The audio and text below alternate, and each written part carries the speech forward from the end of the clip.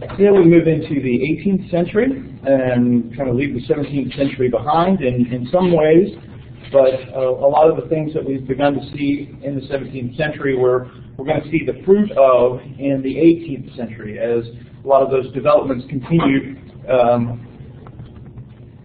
and were expressed in other movements, taking those ideas in more extreme ways, as well as some of the other developments that we'll continue to see as Christianity is changing and shaping the culture around it, but is also being changed and shaped as well. And this is especially true when we think about some of the things related to politics.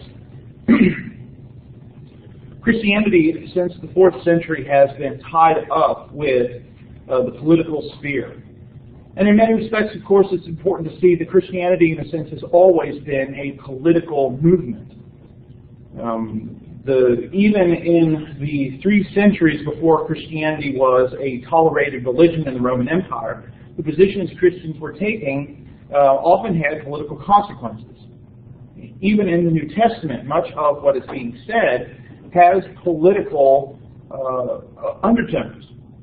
Not necessarily is that a bad thing, but for us to recognize that Christianity cannot, in a sense, be divorced from politics, excuse me, as a lot of people in modern society would like to do. Certainly, there are ways in which Christianity has become entangled with politics that I think, and probably we can make the case for, that Christians shouldn't be involved in those ways or should be involved in different ways. But Christianity is a political movement. And that had some serious impact in the 18th century, especially as we're looking today. And we'll be looking at a variety of places in again, these kind of snapshots of what's going on in the 18th century. To pick up where we left off in England, in English politics in the 17th century, we finished off with the Glorious Revolution, the ascension of William III and Mary II, who had come in to overthrow James II, largely was kind of prodded by Parliament to get rid of this Catholic king. And so at the end of the 17th century, the measures were passed that provided toleration for all non-Anglican Protestant Christians, the so-called dissenters or nonconformists. But Catholics, of course, continue to be prohibited from certain features, certain offices within politics. As we begin the 18th century, the daughter of another daughter of James II, Queen Anne, had ascended to the throne at the end of the 17th century. But as we begin the 18th century, 1700s, Queen Anne is childless. There is no heir to the throne. So the concern is, who is going to ascend to England's throne when Queen Anne dies? Now, one of the things we also mentioned at the end of the 17th century was that under William and Mary, a piece of legislation was passed which prohibited Catholics from ascending to the throne in England. So only Protestants could ascend to the throne. So while there were quite a few Catholics closer in line to the throne of England upon the death of Queen Anne, the Parliament of England selected Sophia of Hanover. Now, Hanover was a German region, so Sophia is German, but she had been granddaughter of James I. So that's how she comes into line. It's not like they just suddenly picked somebody at random. She is in the line. There are a lot of people closer than she, but they are all Catholic. So the Parliament of England chooses her as the heir. Should Queen Anne die childless, as seems to be the case, Sophia will become the queen. The Parliament of Scotland, however, does not select an heir. Now remember, since 1603, James VI had become James I of England, so the crowns of England and Scotland were united. Whoever was king or queen over Scotland, or England, was also queen or king over Scotland. But the two countries hadn't totally been united. And so there have been a lot of tensions between Scotland and England related to issues of trade, a lot of economic types of things. And so Parliament basically says, we're not going to choose an heir unless England is willing to give us some concessions related to trade and to these other economic matters. And so eventually Queen Anne decides, all right, we'll go ahead and we'll make those concessions. Once she does that, that upsets the Parliament of England, and so they pass a bunch of other measures to kind of upset the Scottish. Right? So there's this kind of back and forth with the possibility existing that the crown is going to be broken again between Scotland and England. In the midst of all this, there had been various times where England and Scotland had talked about becoming more of a united entity, more closely united. Instead of being two countries ruled by one monarch, just be part of one country. In 1706 and 1707, these negotiations progressed between the two countries, but there were a lot of protests from others. One particular area of concern, which now brings us into Christianity. Why are we talking about this? Well, it brings it in because the concern was both England and Scotland had a state church. And the concern was that England, the Church of England, was Episcopal in structure. The term Episcopal coming from the Greek word that is often translated something like bishop in the New Testament.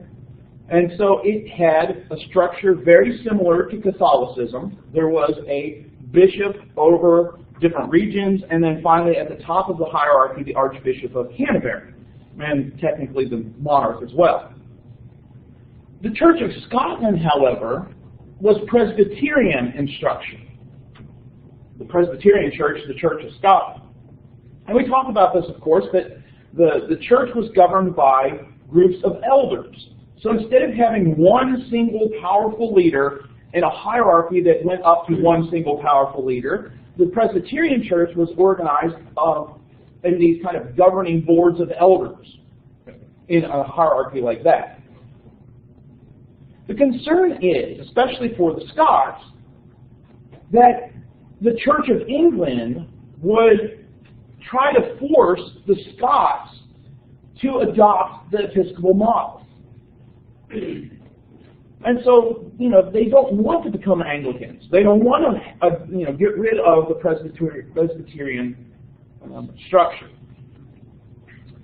When the Act of Union was passed in 1607, it was decided that as part of that, both churches in both countries would remain the official churches of their regions, and there would be no pressure from the other one to comply.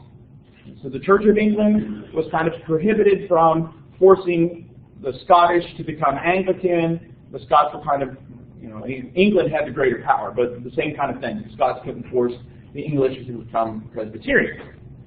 And since then, of course, it's been thought of as the monarch, for example, with the current time Queen Elizabeth, of changing regions, or changing religions when she crosses the border. So she's Anglican in England, but Presbyterian in Scotland. And so, it's a really kind of complicated sort of situation there because of the two situations. So the Act of Union formally established Great Britain, sometimes also referred to as the United Kingdom, although that name didn't really come into use until frequent use until the 1800s when Ireland was brought in as well. There was still a lot of resistance, though, both in England and in Scotland, where, especially in Scotland, the leaders of the Church of Scotland were kind of fomenting some of this dissatisfaction. Sophia died in May of 1714, making her son George the heir.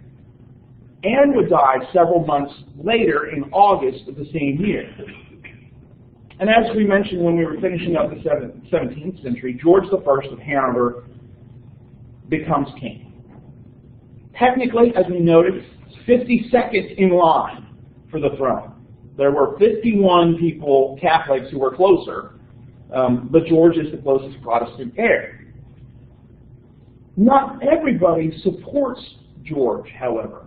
Now, the Parliament, of course, had passed this legislation, and it made the selection of the House of Hanover. But since the time of the Glorious Revolution, when James II was overthrown, there had been a growing group of people who had supported James that were known as Jacobites. Now, the reason they were called Jacobites is that the Greek and I think maybe even the Latin form of James is Jacob. And so if you look at the Greek of the letter to James, it starts off Jacob. And so they call themselves Jacobites because of that name issue. They wanted to see his line return to the throne. They saw him as the true king of England, and that the usurpers had been William and Mary and Anne. Many of them, of course, were Catholics.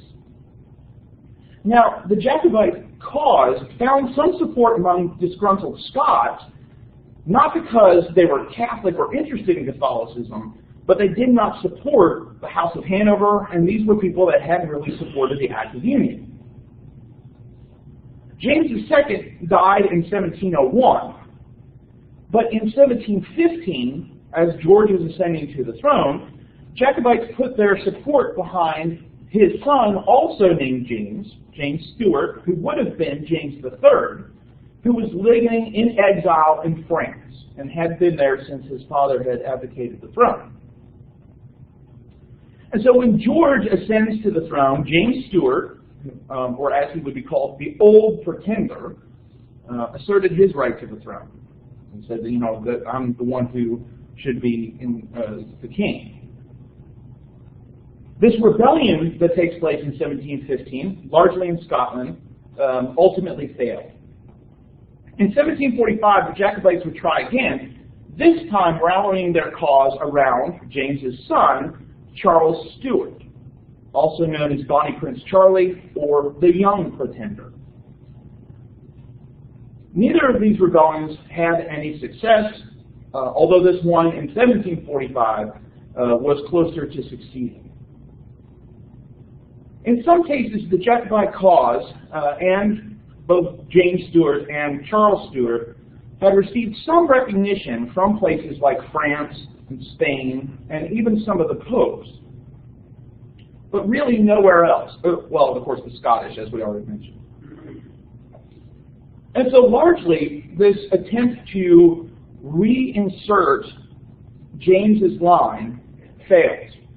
And so it's kind of this Catholic takeover, almost, doesn't succeed, and the monarchy continues to be Protestant. What questions do you have about any of this? Anything I need to explain or clarify?